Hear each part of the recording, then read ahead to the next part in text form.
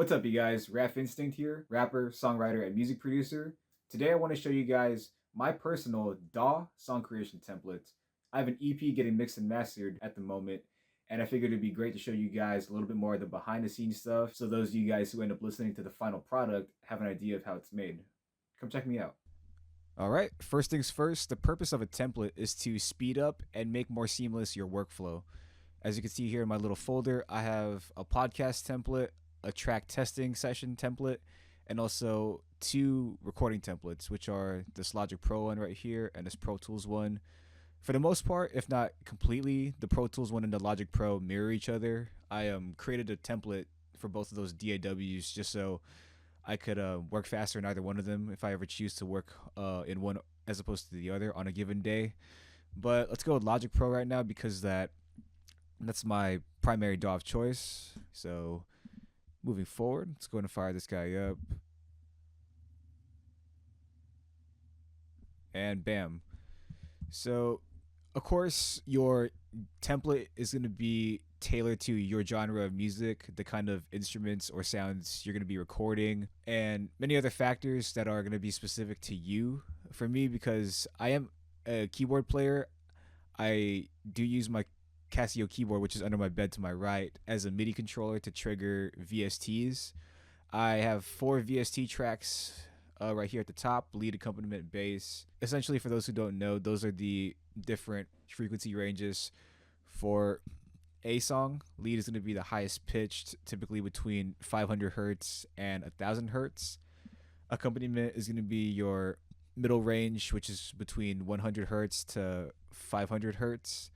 And your bass is going to be 0 to 100 hertz. You can go into any DAW, or you could have samples and select your specific instrument or your specific virtual instrument, whatever you want to get into.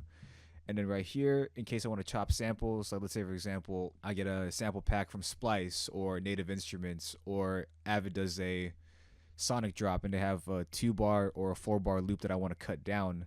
I have right here audio track just so I could place the original sample into the DAW for reference, and then I could copy that audio and put it here into the sampler track, and then once it gets in there I can chop it accordingly. There are different transients that you could set. You could set it to one shot, you could slice however you want it to. It's really dependent on the specific situation. Then right here I have empty drum kit. This is Logic's Drum Machine Designer. As you can see, it replicates drum pads on a piece of hardware. And right here, this is just totally blank. I just loaded it up and I called it empty kit, just for me to have something right out the gate to go with. Typically, you'd go into your sample library, in this case right here, sound library, and I can go into my sound library and just pick out one shots for my drums. These are external ones that are not native to Logic, but I just have ones like a lot of people. I have samples from outside of the DAW that I'm working in anyway, and I could drag them right here onto these pads so it could sync up with my MIDI controller. At the moment, I'm running my Akai MPD 218, and then yeah, pretty much this is how I lay out my instruments for a song. They all start out as MIDI, and then I'm going to end up bouncing them in place to audio when I'm done recording. Of course, that's a cleanup process that's later in the journey. It's not really relevant to my templates, but that's just part of the recording process. As far as vocals, I 9 times out of 10 work alone, so I tailored this to just what I may end up needing in any vocal recording on a song. So of course right here I have my lead vocal. Typically if the verses and the chorus are going to be somewhat in the same register, I can record all those vocals on the same track because they're more similar in how they're vocally executed. Therefore there's not going to be much that the engineer will need to manipulate differently just because it's a different section. If it's tonally the same and it's in the same register, they could all just be recorded on the same track.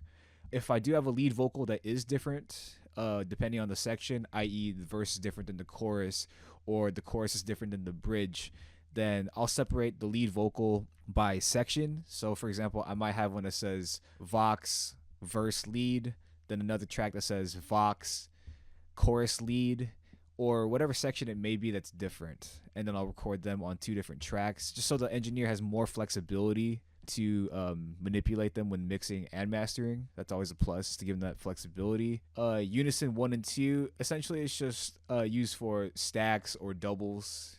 Typically for a 1 and 2, you could pan them left and right or however you want to create a more immersive listening experience that underscores the words that you want to emphasize in your lyrics. I usually like to go left and right, so kind of like that.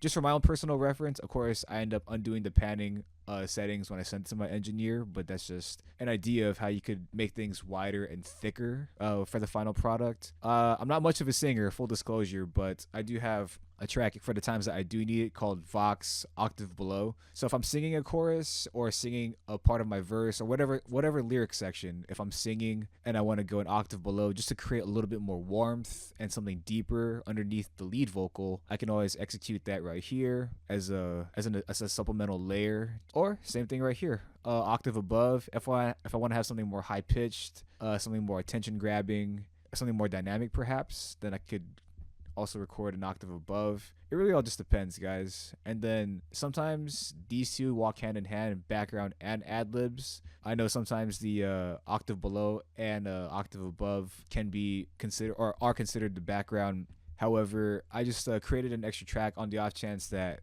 I end up working with somebody, another vocalist, and they end up needing that track. And lastly, ad libs, just to create a more interactive piece for your song. If you're going through your lead vocals, you kind of like want to bounce off of what you're saying in your lead vocals, be it the chorus or verse, and it kind of ping pongs off of one another, so it's more conversational. It feels like it's more human, if you will, more organic, if you will. It's not just like a straight song pass from top to bottom and then that's it. The ad libs, as you guys may know, like from popular music at all genres, the ad libs often make your song more lively and feel more interactive, whether it's the artist interacting with themselves or it serves as a purpose for the audience to interact with you. Oftentimes people recite the ad libs back when they're listening to the main lead vocal of a song, so that's really cool. Full disclosure, I do not mix and master my own music at the moment. I'm not as experienced in that department, and also my workspace isn't up to par for a technically satisfactory mix. You need acoustic treatment, a certain specification of speaker, and a lot of trust in your own ears to be a good mixing engineer. But I did open up these buses because if you ever want to mix and then print your own stems, you can route everything out to these different buses right here. All the individual tracks end up to these buses, and you can end up printing stems. So yeah, essentially, guys, you just want to set up a template that serves your workflow. It's not supposed to be you serving the template or you trying to satisfy all these boxes right here that you set up. This is just to make something quicker. Like, for instance, a lot of the songs on my EP, I didn't even necessarily max out every single track that I created here in this template, but I just did that so for ease of workflow, I can just click it and hit record. I don't have to think about it. Just click track, enable record, and press R key, and then get your tracking in. That's the main purpose, guys. Now, looking at my template, I'm willing to bet there are some of you who are wondering why I don't have a whole lot of plugins loaded up onto my template. And the short answer is I like to hear sounds in their most natural form before I decide I want to proceed with them in my recording. Whether it's VST drums or the Casio keyboard or my voice, I like to hear things as raw as possible so I could understand how it sounds purely for performance first before I doctor it up for an artistic reason. It just gives me the best picture of how I'm sounding as an artist, as a player, and how the sounds are too characteristically. I think if you like a sound with as minimal processing as possible, then you're only gonna like it more when it is processed by your engineer. For the most part, there are cases where sometimes you want to employ the art form of doctoring up sounds to create something entirely different. But for the most part, I go with the former process. I don't work with mad hardware either. Obviously, hardware is really expensive, like most beginning music creators. I'm working with an entry-level interface and handy dandy dynamic microphone. Right now I'm using the Shure SM58. Every recording that I've done for this EP was done through this guy. I ran it through an SE Electronics DM1 inline mic preamp because for those who are more knowledgeable about microphones, they're more gain hungry, so they require more gain to get audible signal, and the preamps, the dynamic range of the preamps, or the gain range of my preamps, excuse me, are fairly limited. If I recall correctly, it's only 56 decibels. And the SE Electronics DM1 adds 30 decibels of supplemental gain, so it allows me to use my SM58 to the most of its to the best of its ability. All right, guys. So to put into context the recording template that I showed you guys earlier, here is the track test session for my song Illest, which is on my upcoming EP. In particular, I want you guys to focus on these blue regions right here, which are the vocal tracks as audio files. So right here, I meticulously labeled everything the same way everything was labeled in the previous template. It says lead, double, unison right, unison left, etc. Just so there's no confusion as to which track is which element. For example, if I was to show you guys how I employed a lead vocal as well as a double, you can run through the verse right here. Solo it out for you. Adrenaline dump, no hearts resting at these rates. If he's frontin', faking funk, to check him. If he's fake, check him, press him, test him. If he's great, stand behind that message like it's an SM58. So that's one phrase. If we were to run it back and we have doubles playing, which are these little guys right here. Adrenaline dump, no hearts resting at these rates. If he's frontin', faking funk, to check him. If he's fake, check him, press him, test him. If he's great, stand behind that message like it's an SM58. See how it's a lot more thicker that way? We could go on and on for the verse, but just to demo to you guys the chorus and how I split that up. I know earlier when I showed you guys the chorus sections that I established, I said that I could break them up in sections depending on which octave or register that I'm going to be singing in for that specific part. In that case, for this chorus, it's going to be a total of 8 bars, and I'm rotating back and forth between rapping and singing. So if I was just to show you guys the rap part of it. Ain't about ice, ain't about millions. Overcame bad stuff, the game's been a rap one. So that's that section. I put that on one track. If you want to have different tracks for your different styles of vocalization, it's very advisable to do that. So if we were to solo out the rapping part with the lead singing part, you can see how they rotate back and forth. Ain't about ice, ain't about millions. Who's gonna be the illest? Overcame bad stuff, the game's been a rap one. And I'm gonna be the illest. Ain't about ice, ain't about millions. Who's gonna be the illest?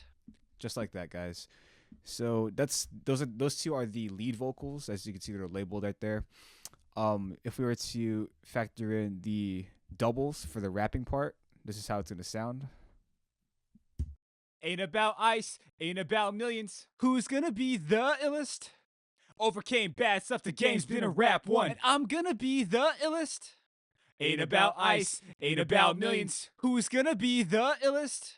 Second is a check, first is the respect. And I'm gonna be the illest. So all those little parts right there. Then the parts where it's gonna get very, very layered, and we could widen out the stereo image, or more like the mixing engineer could do that for me. We're gonna factor in these unison right and lefts right here for the singing parts. I'd imagine that they're gonna be panned this way, about 24 each way. Of course, however wide the engineer decides to do that, that's they're gonna do what they're gonna do, and then you as the client or you as the artist and producer are gonna have to approve or not approve it. I generally like what my engineer does, and generally just the concept of panning it left and right so it sounds thicker and wider is gonna sound like this, guys. Ain't about ice, ain't about millions. Who's gonna be the illest? Overcame bad stuff, the game's been a rap one. And I'm gonna be the illest. See, when these singing parts come in, they're very, very thick, as opposed to if we just have this by itself. Who's gonna be the illest? Meanwhile, if we have that with the lead part, which is centered with the left part only. Who's gonna be the illest? Or now if we have all three. Who's gonna be the illest? See how thick that is? It's very, very warm and lively. And I'm gonna be the illest. Who's gonna be the illest? And I'm gonna be the illest. All right, you guys. I hope that explains a lot. Thanks for watching this long. And if this has helped you in any type of way, improve your workflow, I'm all for that. That's kind of the intention behind these videos. It's not just me wanting to talk about me, but I am hoping to share a little bit of information that could possibly make your recording process more seamless. I really cannot wait for you guys to hear the final product of this EP, that song, and the other four that are included with it. And in the meantime, if you like what you see here, like, comment, and subscribe. Take care. Peace.